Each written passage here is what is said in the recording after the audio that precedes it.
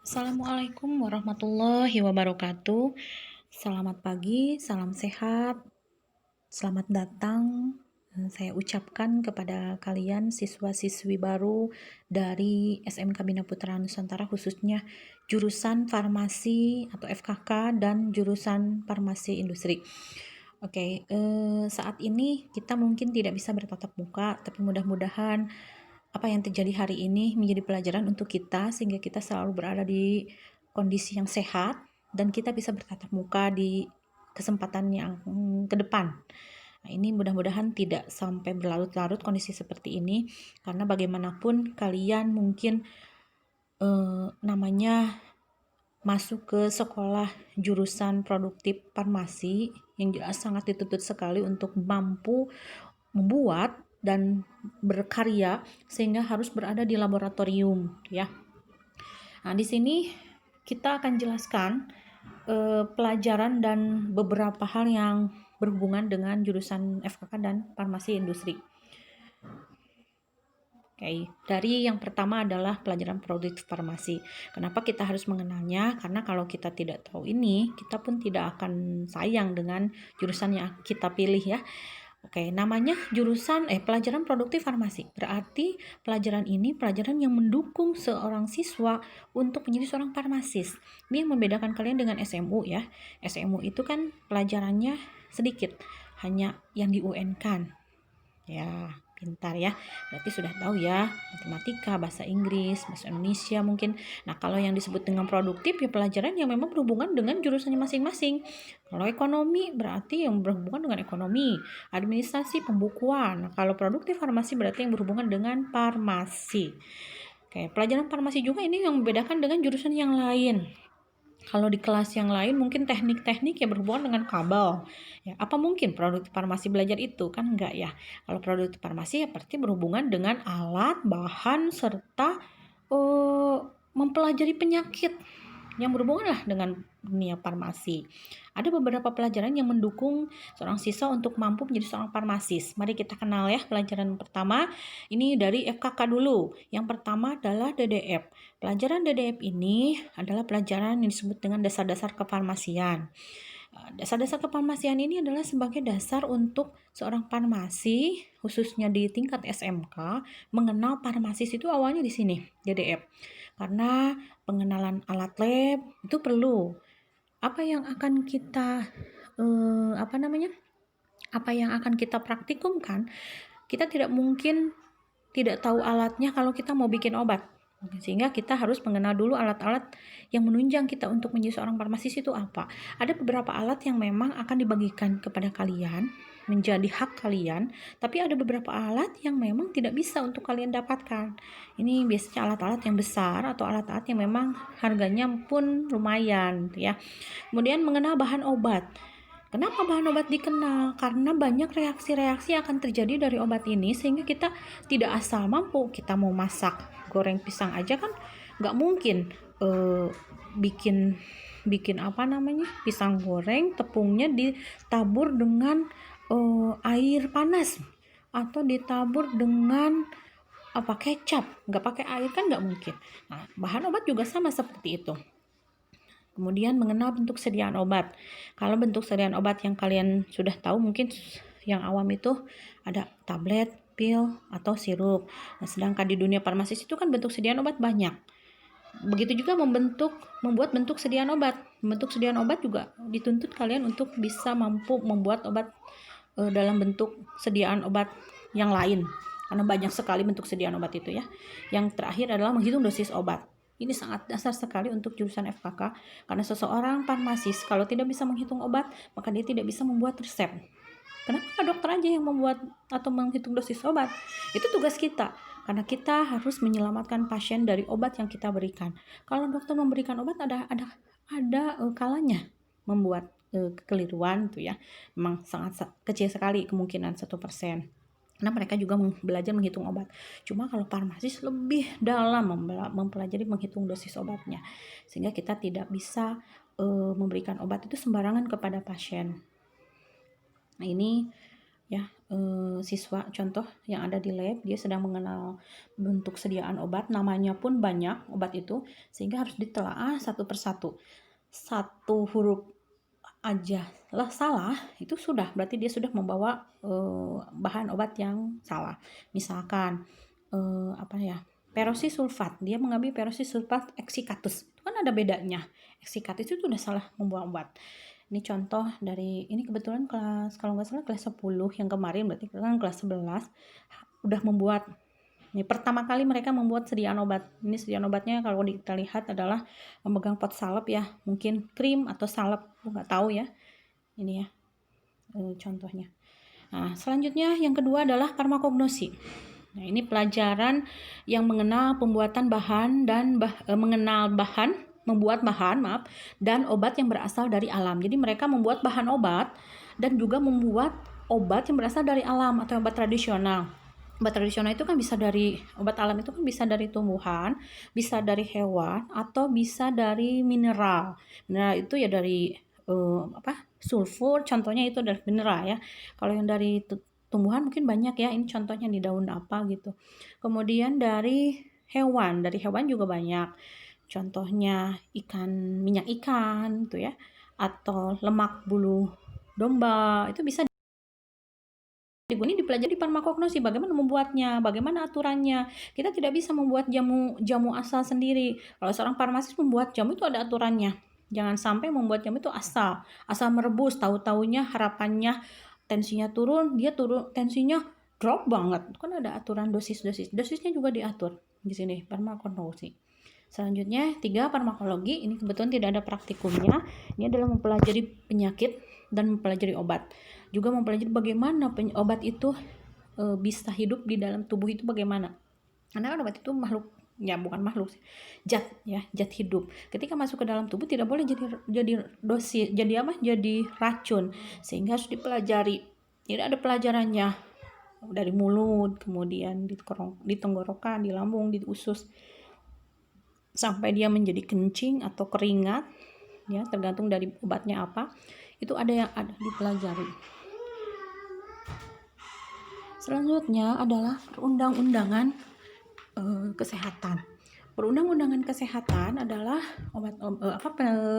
pelajaran yang mempelajari tentang hukum-hukum obat di Indonesia, karena tidak menutup kemungkinan kalau kita berhubungan dengan kesehatan, apalagi dengan obat-obatan yang kita tahu sangat sekali banyak kasusnya. Undang-undang di Indonesia ini sangat mengatur ketat sekali tentang kesehatan, terutama obat. Jadi obat-obat yang berada di masyarakat kita harus tahu hukumnya yang mana. Kita mungkin hanya bisa mendengar, oh ini narkotika, oh ini psikotropika. Nah, itu bedanya apa psikotropik sama narkotik? Ini pelajaran di Undang-Undang Kesehatan. Selama ini kalian yang taunya, oh ini yang memabukkan itu adalah narkotik ya. Nah, itu apa bedanya sama psikotropik? Itu nanti di Perundang-Undang Kesehatan. Ini dipelajari di kelas 10, baik FKK atau FI akan mempelajarinya. Kemudian mengetahui ternyata ada obat di masyarakat itu golongannya beda-beda ya. Ada golongan obat bebas, ada golongan obat keras, bebas terbatas. Ini kenali golongan obat ini dari Perundang-Undangan Kesehatan. Jadi kita berhubungan dengan hukum ya, hukum-hukum. Oke, selanjutnya adalah K3LH. Ini juga sama pelajaran yang dipelajari di FKK dan FI. K3LH ini pelajaran yang mempelajari tentang bagaimana mengenal langkah-langkah kesehatan dan keselamatan diri ataupun lingkungan di laboratorium atau di masyarakat. Jadi pelajaran K3LH ini lebih menitik beratkan kepada nantinya itu kalian bisa mampu berkomunikasi penyuluhan. Kemudian bagaimana kalian tindakan kalian ketika berada di dunia lab atau di dunia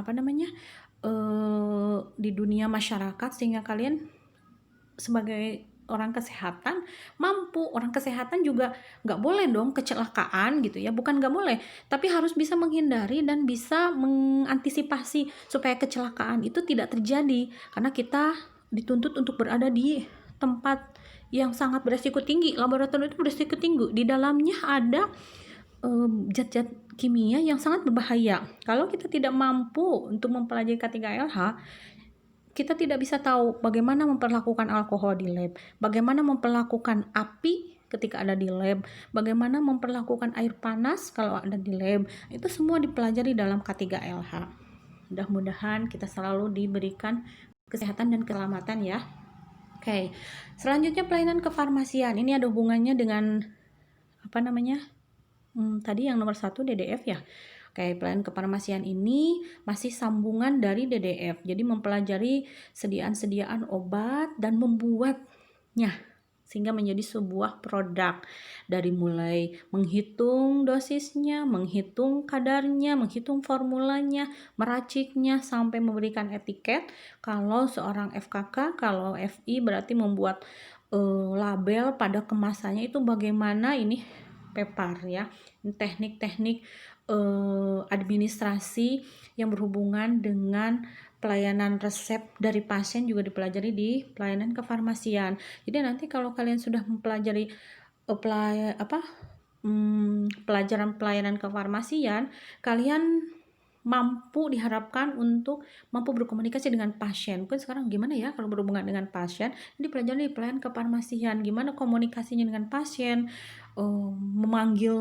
cara memanggil pasien, bagaimana cara ngobrol dengan pasien, bagaimana ya. Suka ada loh sampai sekarang yang kalau yang pelayanan kefarmasiannya itu masih kurang, itu ketika berhubungan dengan pasien dia sambil garuk-garuk kepala, sambil kan ada tata caranya ya. Itu dalam pelayanan kefarmasian dipelajari. Kemudian menghitung biaya resep. Nah, kita bisa menghitung biaya resep ternyata, dan kita bisa membaca resep. Jadi kalau kita sakit, kita bisa dong membuat obat sendiri kalau bahannya ada ya. Kalau nggak ada berarti minimal kita bisa, oh ini teh obatnya isinya ini ya, dilihat lagi, oh berarti saya teh sakit ini. Nah, itulah kelebihannya orang farmasi. Jadi ketika datang ke dokter dapat resep, udah bisa dong baca resep dokter tuh. Kemudian melihat obatnya, nama obatnya. Nah, dari nama obatnya aja langsung dihubungkan dengan pelajaran farmakologi. Kalau dikasih obat ini berarti saya itu sakitnya batuk misalkan. Oh ini obatnya antibiotik, oh ini mah cuma vitamin nih. Nah ini ya, dalam pelajaran produktif itu berhubungannya seperti itu. Pelayanan farmasi itu dalam membaca resepnya dan membuat obatnya. Kalau menelaah, oh ini obat ini berarti saya sakit ini, itu adalah farmakologi yang tadi ya. Selanjutnya ada kimia farmasi. Kimia farmasi ini pelajaran yang menunjang seorang farmasis dalam dunia kimianya. Karena farmasi itu obat, zat kimia, berarti ada beberapa reaksi-reaksi yang harus dipelajari. Jangan sampai reaksi-reaksi yang ada di dalam obat ini sangat bertolak belakang dengan zat-zat kimia yang ada di dalam tubuh manusia. Sehingga kita tidak menghasilkan apa yang kita harapkan gitu ya. Jadi kalau kita tahu kimia farmasinya, kita bisa menghasilkan suatu obat itu tepat sasaran, tepat dosis. Itu kimia farmasi. Nah, sekarang kita ke industri ya. Kita kenal pelajaran industri. Oke. Halo, siapa yang masuk ke farmasi industri? Sudah siap?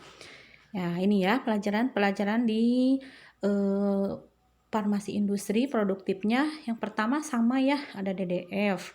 Tadi sudah dijelaskan dasar-dasar kefarmasian. Kemudian yang kedua ada manajemen pengemasan obat. Judulnya pengemasan obat. Ini pengemasan ya. Pengemasan obat. Jadi seorang siswa ini akan belajar tentang bagaimana aturan, bagaimana cara dan bagaimana membuat pengemasan obat yang sudah dihasilkan. Jadi habis praktikum itu juga dituntut untuk membuat kemasannya. Ya kan? Kita tidak tahu apakah nanti kita kerjanya di bagian pengemasan atau produksi ya, sehingga pengemasan juga harus dipelajari. Ada beberapa aturan sama dengan pelayanan kefarmasian. Pengemasan obatnya, kalau farmasi pelayanan FKK itu kan di plastik klip ya. Kalau industri itu pada dus biasanya ya, kardus-kardus seperti itu. Nanti kita lihat ada beberapa contohnya ya di slide berikutnya. Kemudian perundang-undangan farmasi sama lah ya, ada perundang-undangan kefarmasian juga karena kita berhubungan dengan peredaran obat di masyarakat. Oke, selanjutnya nomor 4 adalah teknik pembuatan sediaan obat TPSO. Kalau di pelayanan farmasi namanya PEPAR, kalau di sini namanya TPSO. Kalau TPSO itu Bedanya dengan PEPAR apa? Samanya apa? Samanya adalah sama-sama membuat obat, bentuk sediaan obat, cuma bedanya skalanya besar. Kalau TPSO ya, skalanya jelas industri, tidak membaca dulu resep, tapi langsung mendapatkan formula, kemudian membuatnya dalam sediaan jumlah yang banyak. Kemudian dia harus mampu mengemasnya dalam dus yang besar. Ya, selayaknya skala industri lah seperti apa ya. PSO. Ada PPMP, pengendalian dan pengujian mutu produk. Nah, inilah akhir dari produktivitas suatu obat. Jadi pelajaran yang pelajari bagaimana memeriksa kondisi, kemudian diperiksa kadarnya. Nggak bisa dong lihat sediaan obat itu, oh ini udah jadi tinggal diedarkan, nggak bisa. Kalau sudah jadi namanya produk skala industri pasti ada pemeriksaan kembali. Oh jangan-jangan kadarnya berkurang setelah jadi, oh jangan-jangan nyengsol ya, pengawasannya jadi nggak bagus gitu. Itu kan diperiksa dalam proses pengendalian dan pengujian mutu produk. Nah, ini ada pelajarannya ya. Pelajarannya sampai ke sana loh, dipelajari gitu ya. Makanya orang-orang bukan jurusan farmasi pasti akan bingung kalau pas diterima kerja di industri farmasi. Kan bingung, ada aturannya kan seperti itu. Hanya kita pelajari. Nah, ini maaf, ini gambar-gambar dari ibu produktif farmasi ya. Hampir semuanya ibu-ibu ya. Nah, jadi ini adalah ibu-ibu kalian nanti ketika belajar farmasi. Jadi semua guru-guru produktif farmasi ini mempelajari semua pelajaran yang tadi dijelaskan. Jadi kalau kalian ada kesulitan dan hambatan ketika misalkan saya nggak bisa menghitung dosis, berarti DDF-nya kurang ya. Nah, kalian bisa mencari ibu-ibu ini. Siapa sih ibu-ibu ini? Kita kenal ya. Yang pertama ada Ibu Haji Dini. Ini adalah kaprok kalian ya. Ibu Haji Dini ini alumnus dari Unpad. Tinggal di Perum Sirna Galih Indihiyang. Ayo, siapa yang rumahnya dekat sama ibu ini? Beliau sebagai penanggung jawab di Apotek Mitra Farma. Ya, yang dokter jantung itu ya. Oke, selanjutnya Ibu Dr. Anda Apoteker Titin Martini. Nih, yang dipanggil Bundo. Dia alumnus dari ITB, tinggal di Singaparna, penanggung jawab di Apotek Arafah Singaparna. Kenapa apotekernya di sini semuanya guru-gurunya apoteker ya, kebetulan. Jadi ini mudah-mudahan memacu kalian setelah kalian di sini tuh saya ingin jadi apoteker. Ya, ini salah satunya ini Bu Titin ini, dia sudah lama sekali di SMK BPN ya. Dia sebagai penanggung jawab di Apotek Arafah. Hampir semuanya menjadi penanggung jawab di Apotek Arafah ya. Walaupun dia mengajar di SMK BPN. Selanjutnya ada Ibu Apoteker Heni Oktaviani S-Farm. Ya, dia alumni SMK BPN angkatan pertama loh. Angkatan pertama masuk ya. Masuknya 2004, berarti dia keluar 2007 ya. Kuliah di Stikes Bakti Tunas Husada BTH Kota Tasik, kemudian di Universitas Pancasila apotekernya. Selanjutnya tempat tinggalnya di Panumbangan. Dia asalnya di Panumbangan dan sebagai penanggung jawab klinik Pratama Aminullah yang di Benda itu ya, yang depan Persis pesantren Persis ya, yang kalian dekat daerah sana, acungkan tangan. Oke, selanjutnya ada Ibu Apoteker Air Maruhama Espar, alumnis dari Universitas Ahmad Dahlan Yogyakarta, tempat tinggal di Raja Polah. Dia penanggung jawab di Apotek Putra Pasundan. Itu saya sendiri ya. Oke, ini sebagai pembicara di sini ini Ibu Ayi ya. Oke, lanjut. Ibu Apoteker Maya Herawati SSI. Ini alumnis dari Universitas Jenderal Ahmad Yani Unjani ya. Tempat tinggalnya di Perum CGM Indihiyang ya. Paling dekat di sini nih, di ujung sana ya, yang dekat Indihiyang, masih di satu jalan di sini nih sama SMK BPN. Beliau penanggung jawab di Apotek Alifa Bantar. Halo orang Bantar tuh, itu ya. Itu yang Alifa Bantar, apotekernya itu ya Ibu Maya. Ada Ibu Wiwit Afianti S. Farem, apoteker Wiwit Afianti S. Farem, alumnus dari SMK BPN angkatan pertama 2004, jadi keluar 2007. Dia alumnus dari Universitas Pancasila, tempat tinggal Panumbangan, masih sama Bu Heni ya asalnya. Dan sebagai penanggung jawab apotek Century yang ada di Asia Plaza. Tuh. Lanjut dari Ibu Apoteker Fitri Fauziah Esfarm, alumni dari SMK BPN angkatan pertama. Iya ya, masih satu angkatan sama Ibu Heni dan Bu Wiwit. Alumnus dari Universitas Unsud, tempat tinggal di Kalangsari sebagai penanggung jawab klinik Mitra Husada. Dan terakhir ini ada Apoteker Dede Prianti Esfar. Dia alumnus dari Universitas Ahmad Dahlan Jogja, tinggal di Pangandaran, paling jauh ya. Jadi kalian yang sekarang orang Pangandaran atau tinggal jauh dari sekolah, semangat. Ibu ini tiap hari loh ke sini ya. Kemudian penanggung jawabnya di Apotek Pangandaran. Oke, kalau tadi pelajarannya sudah dikenal, nah ini Ibu juga akan mengenalkan beberapa buku yang siswa farmasi wajib dimiliki. Yang pertama ini identiknya warna merah ya, bukunya namanya Farmakope Indonesia. Ada 2 Farmakope Indonesia yang sering dipakai. Yang pertama Farmakope Indonesia 3 untuk jurusan FKK dan Farmakope Indonesia 4 untuk jurusan FI. Buku ini isinya apa? Ya, isinya adalah mengenal bentuk fisik kimia dari bahan-bahan obat. Jadi sebelum kita praktikum, kita kenal dulu bagaimana sifat fisiknya, bagaimana warnanya, bagaimana bau dan rasanya dari bahan-bahan tersebut.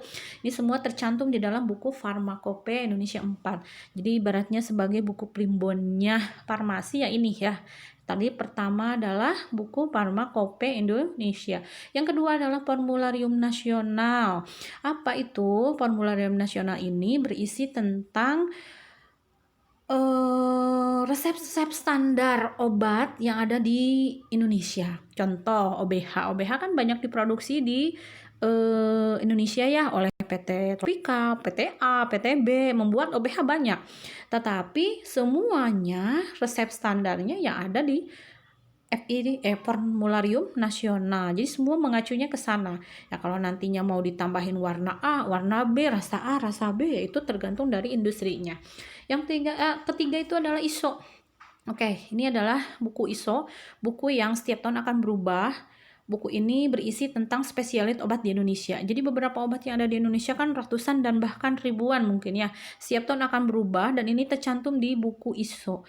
Isinya apa? Isinya adalah nama obat, nama pabriknya, golongannya, kandungannya apa, efek sampingnya apa, bahkan harganya pun ada di sini. Ya, jadi kalau kalian ditanya, "Neng, orang farmasi ya, Paramek berapaan ya?"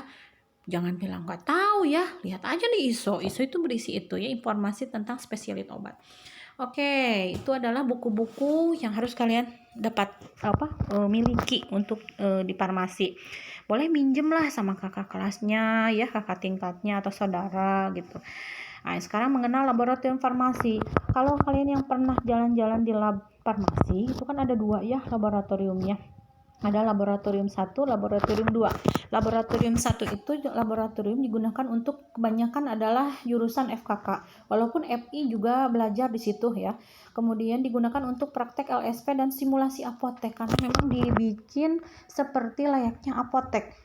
Tuh ada ruang racik, ada ruang pemanggilan pasien, ada ruang etalase yang seperti itu, yaitu di laboratorium 1. Sedangkan di laboratorium 2 yang ada di lantai 2 digunakan untuk praktek farmasi industri. Di situ ada alat-alat besar untuk skala pabrik sehingga memang dibagi. Kebanyakan mungkin FI akan banyak berada di lab 2. Ini praktek pembuatan tablet. Sebenarnya FKK juga ada praktek pembuatan tablet ya. Sehingga nanti akan ke laboratorium 2 pada saat pembuatan tablet ini karena memang adanya cuma di lab 2. Begitupun sama ketika kelas 10 jurusan FI mungkin akan berada di lab 1 karena banyaknya dituntutnya berada di lab 1. Oke. Selanjutnya ini beberapa aturan-aturan saat memasuki laboratorium ya. Harus menggunakan APD, praktikum, ada jas, sarung tangan, pelindung kepala. Harus diperhatikan APD-nya. Jas akan diberikan di sekolah, sarung tangan terutama untuk siswa-siswi yang tangannya basah. Kemudian tidak diperkenakan menggunakan perhiasan dan sepatu saat berada di laboratorium. Ya jelas ya, mengganggu dan berisik kalau pakai sepatu. kaos kaki aja ya yang hitam bawahnya. Kemudian tidak diperkenankan mengeluarkan suara keras di dalam ruangan. Woi, gogorowokan, nggak jelas, nyanyi itu kan nggak diperbolehkan. Suaranya harus hening gitu ya. Kemudian tidak diperbolehkan praktek untuk siswa yang belum membuat jurnal praktek dan tidak membawa alat praktikum. Sudah di-cut, nggak boleh masuk ya. Tidak diperkenankan menggunakan HP saat di dalam ruangan dan mengkonsumsi susu sesaat setelah keluar dari lab untuk menetralisir zat-zat yang kemungkinan terhirup saat di laboratorium, karena resikonya zat kimianya takut bereaksi lah ya dengan tubuh manusia. Kehirup itu banyak yang Bu habis praktek kencingnya jadi bau ya iya karena zat-zat yang ada di laboratorium itu zat kimia ya. Oke, ini profil laboran farmasi. Siapa itu laboran farmasi? Laboran farmasi itu yaitu apa ya? Jadi setiap lab itu memiliki laboran. Dia akan bertanggung jawab membantu siswa kalau kesulitan akan bahan dan alat selama di lab. Jadi kalau kalian Bu bahannya habis, minta ke A ini. Bu alatnya mau minjem karena saya ketinggalan misalkan. Bisa minjem ke sini. Bu kompornya nggak nyala, bisa manggil A ini. Namanya Ayandi, kebetulan dia juga alumni SMK BPN angkatan 2008, jadi masuk 2005, angkatan kedua tuh ya, lalu lulusnya 2008. Nah ini profil laboran farmasi 2. Nih yang pegang tangan, yang dagu nih ya, Pak Anggi, udah bapak-bapak ini, Pak Anggi Setiawan, sama alumni SMK BPN, alumni 2010, angkatan 4 ya, masuk 2007 berarti. Ini angkatan keempat di SMK BPN. Nah ini gambaran di laboratorium 1. Jadi laboratorium 1 ini diperkenalkan dengan resep dan cara membuat obat dalam skala permintaan resep dokter di apotek atau di rumah sakit. Oke, kita lihatnya di situ ada gambarnya lagi memberikan resep kepada pasien. Ini pasien ya, lagi diuji nih. Kemudian membaca resep, kemudian mencari obat, bahan obatnya diteliti, jangan sampai salah, makanya didengo-dengo itu ya, karena bisa pilih salah gitu. Kemudian meracik. Ini kebetulan obatnya yang dibikin adalah puyer. Si AA-nya sampai duduk-duduk gitu. Udah cangkel lah tuh, nggak boleh ada kursi di situ teh ya. Harus berdiri terus. Kemudian menjelaskan dan menyerahkan obat ke pasien. Nih, harus mampu begitu. Lab 2-nya ini persiapan untuk masuk lab 2. Dia akan membuat obat dalam skala besar industri, bukan resep dokter. Jadi banyak hasilnya. Sedang menimbang juga sama. Nah, ini sedang membuat labelnya. Jadi obatnya dalam kemasan botol. Mungkin kebetulan ini pas lagi praktikum botol. Dan ini adalah obat dalam botol, maaf. Dan ini yang sebelahnya Pak Anggi lagi mencetak tablet. Ini mesin tablet dalam skala besar, bisa sampai ratusan hasilnya ya. Oke, sekian penjelasan pelajaran farmasi dan laboratorium. Semoga bermanfaat. Mudah-mudahan kita bisa secepatnya untuk berjumpa ya. Oke, terima kasih. Assalamualaikum warahmatullahi wabarakatuh.